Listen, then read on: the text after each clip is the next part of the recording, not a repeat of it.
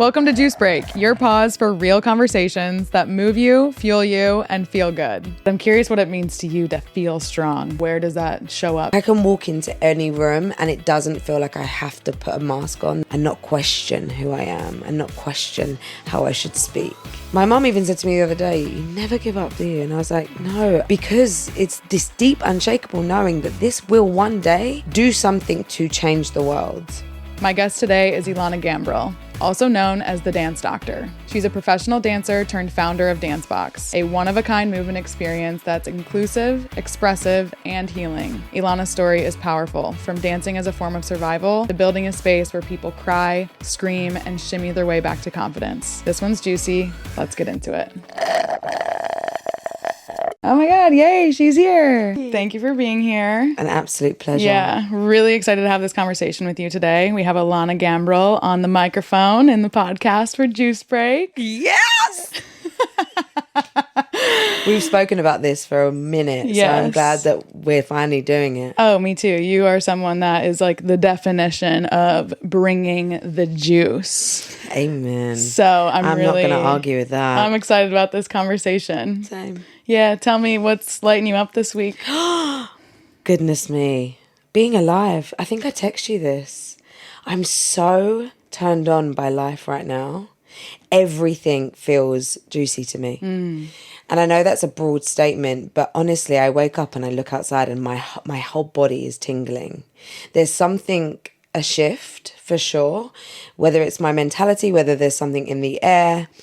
But right now, everything feels so incredibly potent. Like everything is ignited right now. My heart is open. My body is ready. I don't know what for, but it's coming. Yes. You know, I don't know what it is, but it's coming. Yeah, I love that. I feel that for you, especially like with your new move that you'll be making, your new residency at Ceremony. Correct. And just opening up new communities, the retreat that you have going on at the Den, like a lot of abundance that you've been calling in. I really have. Yeah. And I feel like foundations have been laid and now maybe we're at the point of reaping some reward from that foundation. I'm here for it. Yes. Yes. Okay, I'm really excited to get in the conversation, and I wanted to start kind of where your roots were. And right when you go onto your Instagram, you claim yourself as the Dance Doctor. Yes. Movement is medicine. Yeah. Like, where did that start for you? And when did you claim that for yourself? What does it mean to be the Dance Doctor? Okay, well, it all started when I was a child.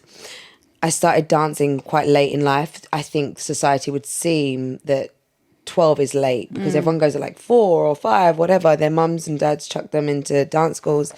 But for me, at 12, I decided, Mum, I need to dance. I need to go to a dance school. All my friends were going to a dance school.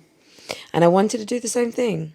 I turned up. And we'll backtrack a little bit. My father, very scary, very abusive.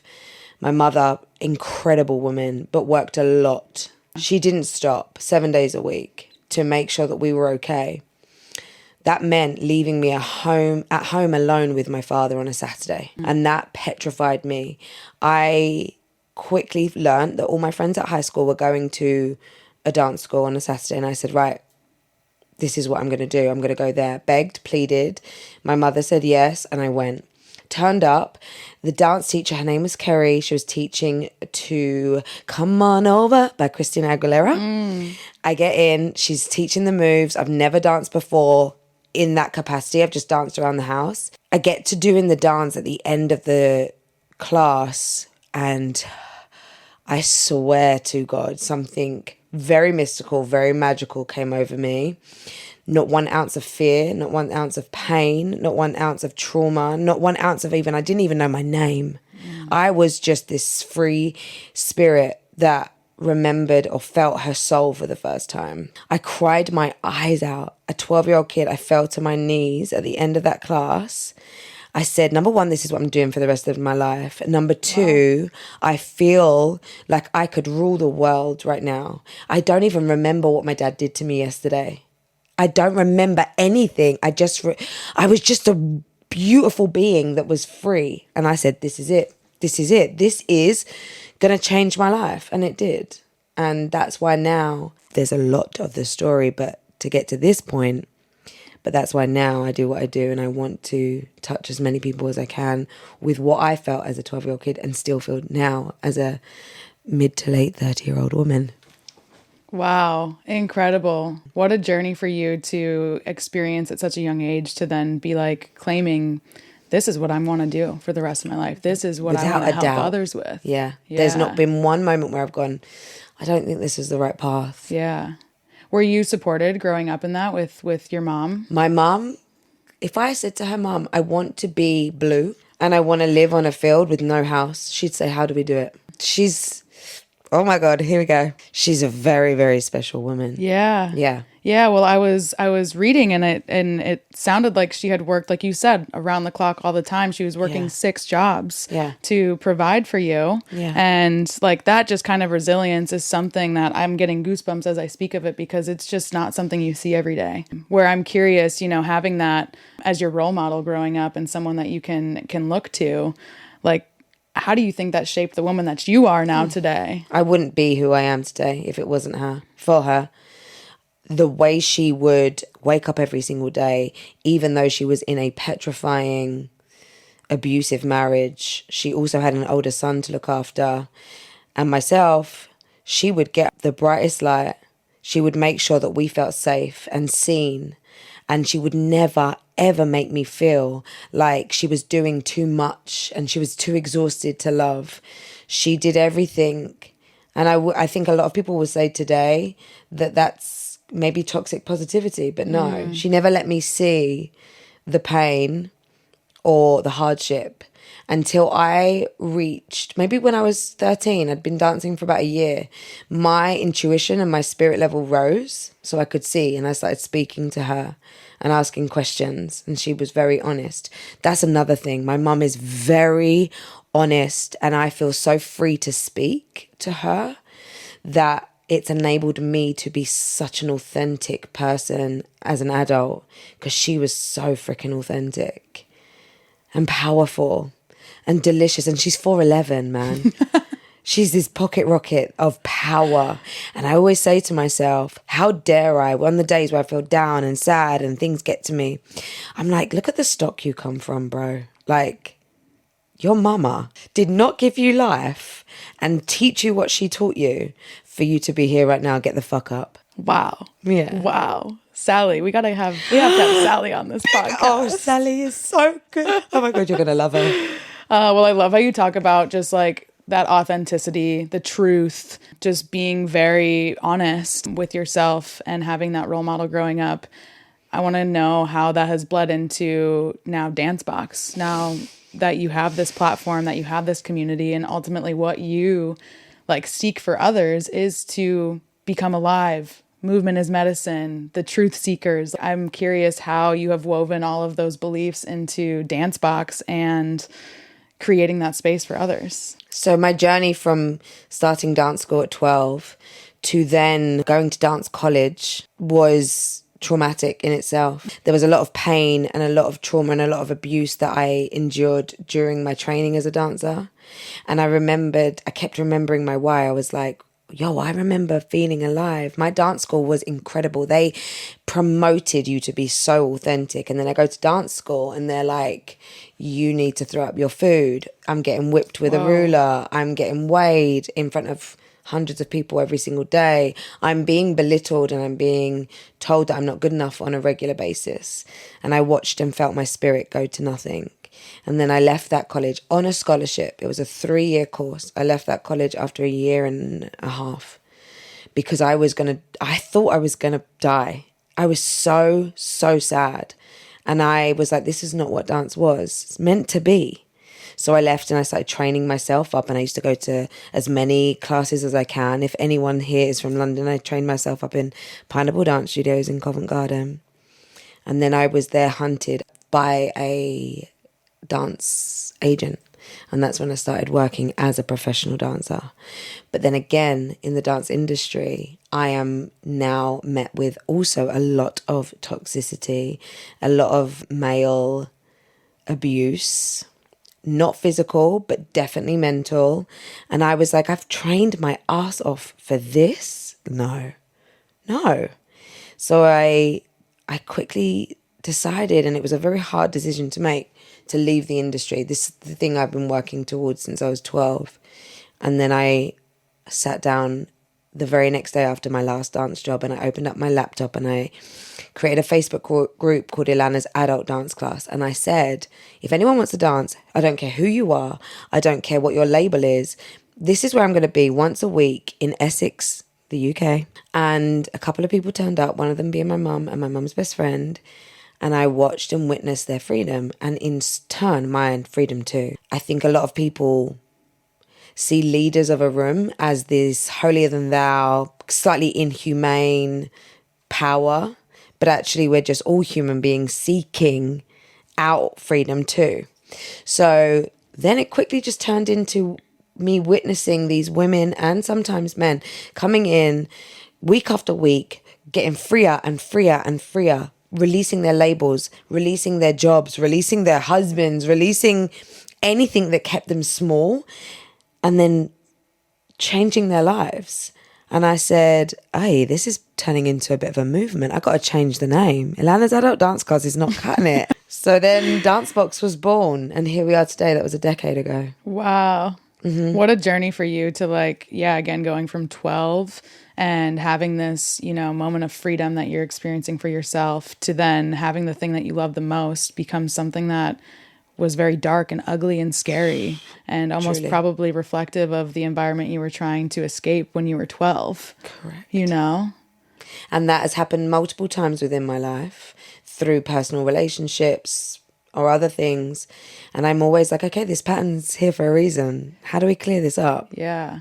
I'm curious, is in that phase of when you were trying to reclaim dance and figure it out, was it always dance that you leaned on, or was there other modalities or tools or movements or wellness or other things that you would use as an escape to the negative feelings that dance was bringing you when you were experiencing that at 18? No, dance was always it.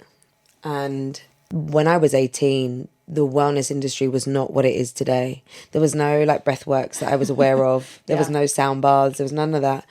And yoga was just seemed as this fitness class. It wasn't something that you could tap into deeply in a spiritual level. So no, it was always dance. So when I was going through the ringer with dance, did I neglect it? No, I used to lock myself in my bedroom and play Michael Jackson and smash the walls with my dance moves. And that's, I think, how I was able to keep going. So many of friends that went to dance college never ever danced again. They paid £30,000, dollars, money to be there, and then they never ever danced again.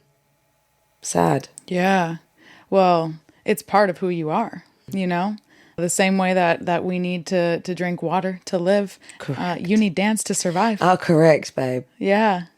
It's beautiful when you can combine something that you love with movement and wellness, and it doesn't feel like it's a chore or something that you're checking off a to-do list, but something that you get to do and something that just feels good in your body, because that's what movement should be. Movement should feel good. It should be this moment that you just lose who you are in. You're not looking at the time on when it's done, but you're just experiencing it and so present in it. That's the thing right there.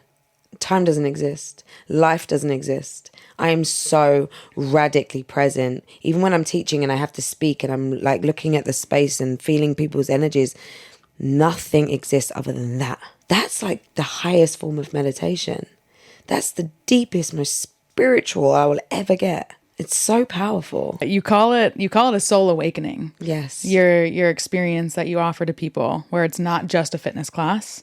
What happens in that room that makes people cry and laugh and release in the way that you're able to facilitate and witness? Even when you're talking about it, I get my body tingles and I get my my nose starts tingling. I'm like, am I gonna cry?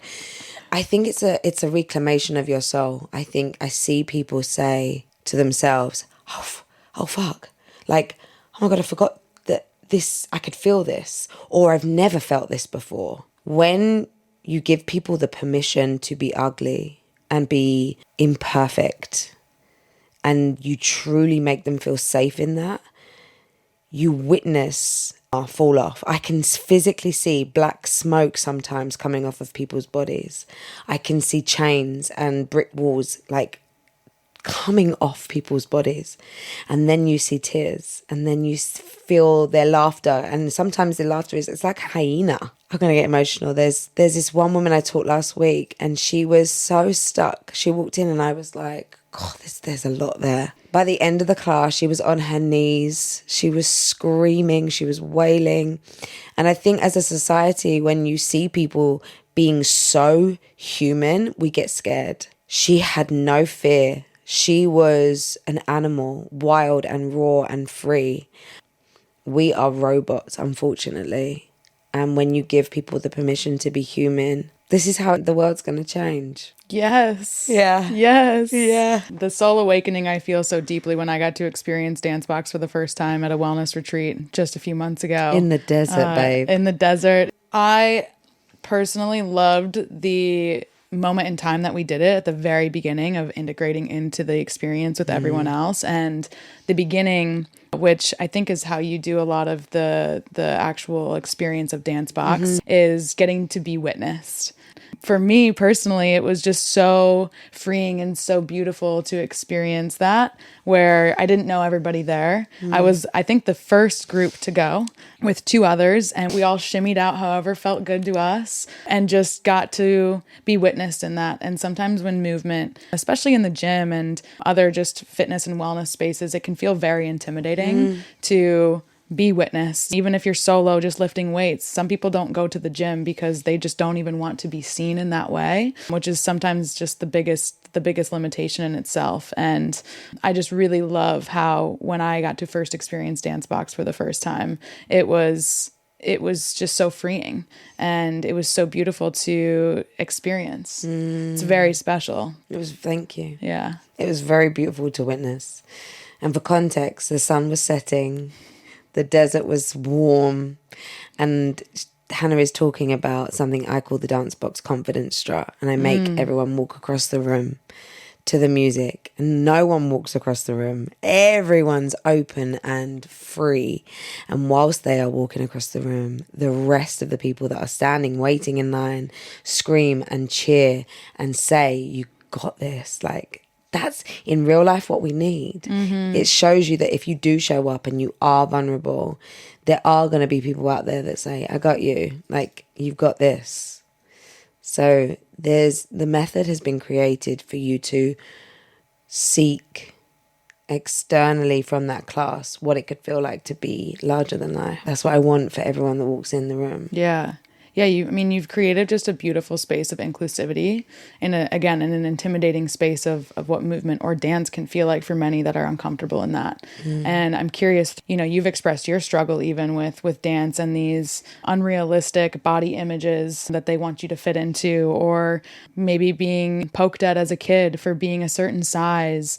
If you had somebody that felt very disconnected from their body or afraid to take up space, what would be something that you would want to share with them? I'm very honest and I'm very open, and I think that if you are leading a room, it's very important for you to be so.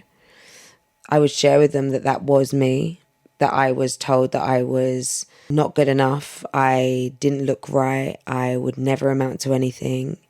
And I kept saying to myself that those voices don't deserve a space in my brain, in my cells, in my blood, because if I listen to them, I become another statistic that creates a world that is small and is voiceless. So I kept overriding it. How do you see DanceBox evolving now that how long has DanceBox existed? 10 years. 10 years. In November, 11. Wow. Babe, I've got so many dreams. Yeah. And I also believe that we can have anything that we want. No matter, it doesn't matter on the time frame. I used to really worry about time frame. I used to put a lot of pressure on myself. But the evolution of DanceBox looks like world tours. Looks like the Tony Robbins of dance, babe. I'm on stage. I'm preaching to thousands. And I'm making them move. And every single person that leaves says, "Fuck this shit. I'm going to do this with my life. I'm going to do that with my life. I'm going to leave this person that makes me feel like shit." I want the whole world to turn around and say, I got the power. But equally to that, I am also very, very, very, very interested still in the intimate relationships I get to build. The small retreats, the power that sisters and brothers can give each other in those moments. The evolution to me is so large, but I can't tell you what. I can't tell you today. You'll just have to follow Dancebox and keep up. Yeah. And Dancebox, you're a woman of one. Have you had that flavor? Oh, baby, it's my favorite flavor. Okay, I thought it was. I wasn't sure though. Oh my God. And the mango. Was it the mango one you gave me the other day? Oh my gosh. But you are the sole person working on Dancebox. You don't have other people helping you build Dancebox over the last 11 years. No, I am one of one. And I have asked people to come in and help me with certain roles.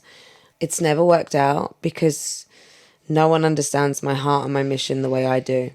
But saying that, I do feel like I've reached a limit, especially in the States, of my expertise. And I kind of just want to be the person that turns up to the space and delivers what I'm good at. And I would love, like a manager, someone to manage it all for me, and I just turn up. An agent, a publicist, something. I'm everything. The accountant, everything. Right. And although for me, like I told you at the very beginning of this, my stock is strong and I can do it all on my own, but I don't want to anymore. I really don't.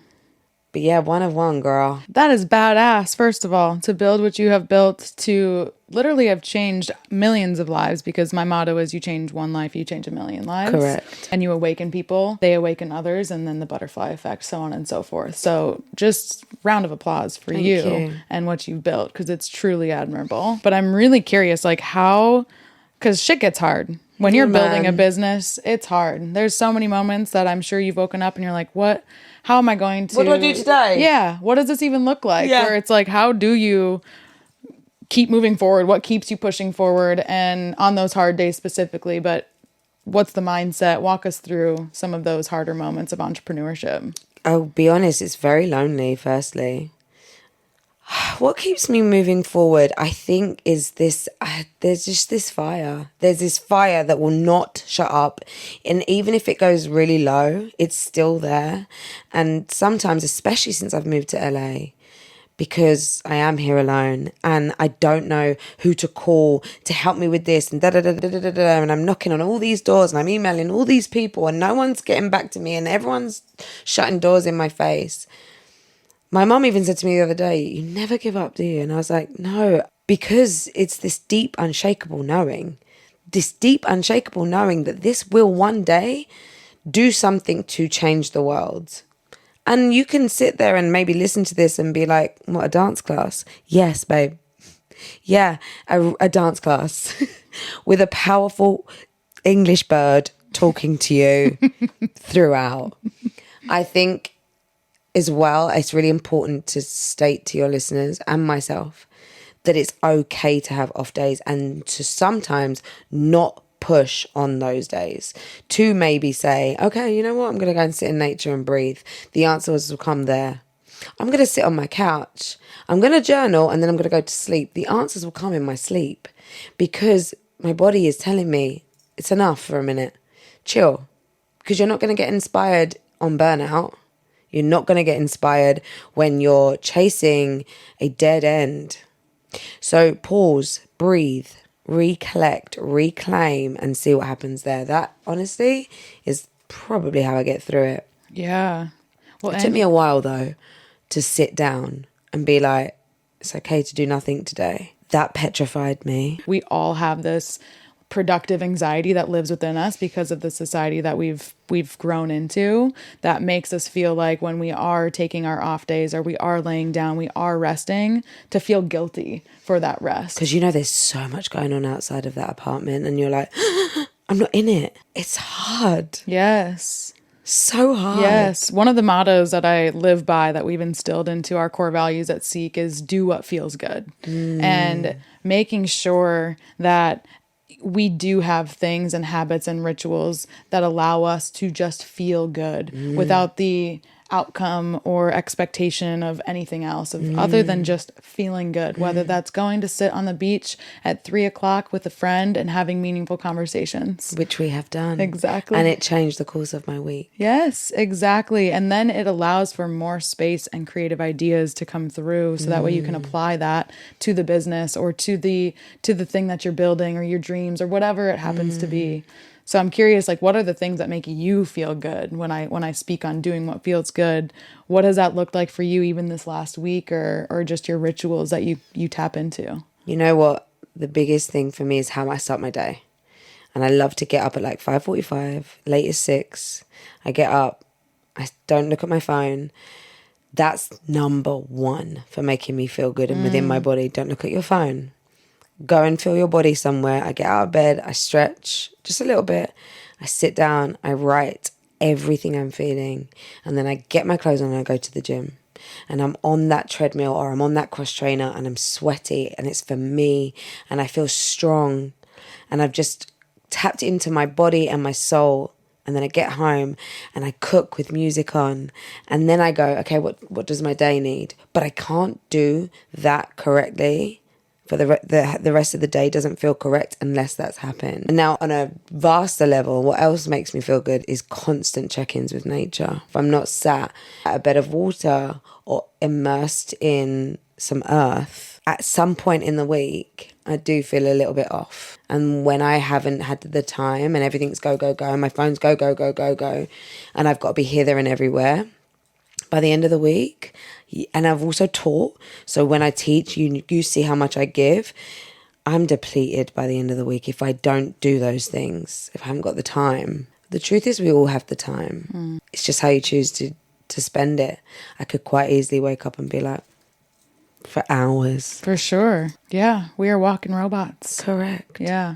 You talk about feeling strong. I really like that. I'm curious what it means to you to feel strong. And is it just feeling strong when you're at the gym, or where does that show up? Emotionally and spiritually strong. So thank God, touch wood, I've been okay with my mental health. You know, mental health has always been quite good. There's obviously some low days and this and that and the other. When I can walk into any room and it doesn't feel like I have to put a mask on, that's being strong for me. It feels like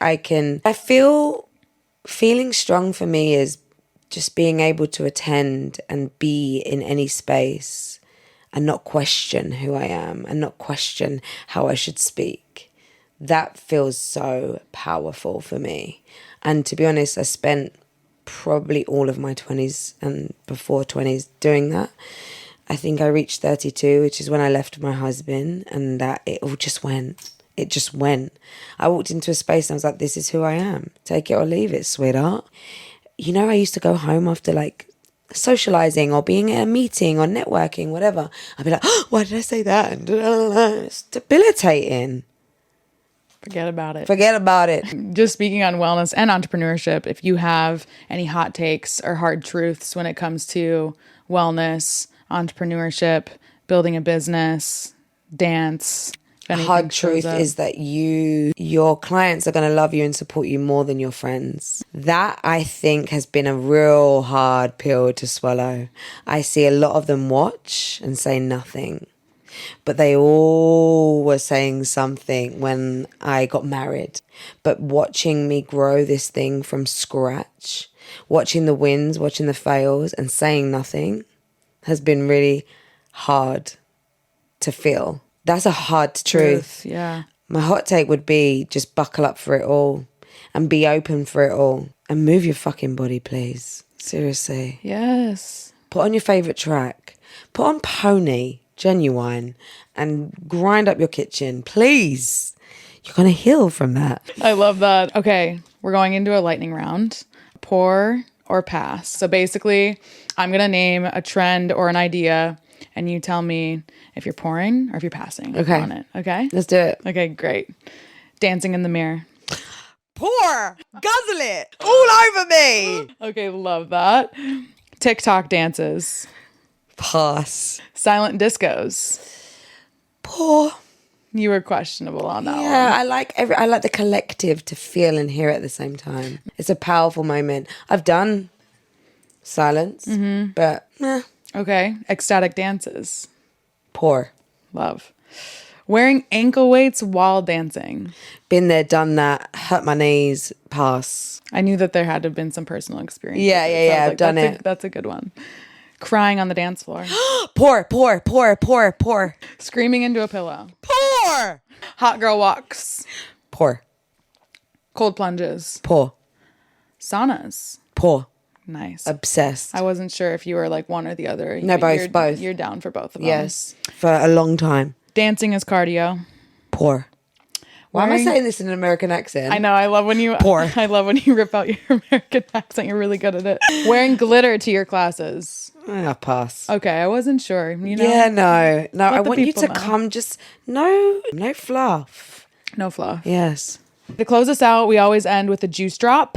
It's kind of your moment to, share either your personal mantra, piece of advice, something that's lighting you up right now. Leave our audience with something juicy. Okay. So I want to tell you a little something. It's just my little one-liner, and I need you to remember this. You don't need fixing, baby girl. You need freeing. And that is what happens at Dancebox. You're not going to get fixed. You're going to get freed. And that's all we need. Thank you. Now that was a juice drop, people. Woo! Also, Yeah. I have a residency that's lighting me up right now. Can I speak about it? Speak about it. Okay, so twice a week, you get me on the West Side. I do one morning class on a Monday and an evening class on a Friday at Ceremony. And it's powerful, and it's in a dark room. And I feel like this room is a bit of a portal. It's very special, this room. So please come and join me. Or find me on Instagram at DanceboxOfficial. Yes, Illana.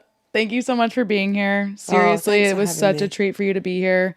She is, seriously, I mentioned at the beginning of the episode, but she is the definition of bringing the juice. Yeah, Thank you, just baby. everything about your story, your work, your energy. You are such a gift. I and I'm love so you. grateful to know you. She already shouted out her Instagrams, but you can find Illana on Instagram at DanceboxOfficial. Keep up with her, all of her events. Thank you again. And as always, stay juicy. Illana! That was beautiful. I could have went so much deeper into so many other things. But that Love was you. so perfect.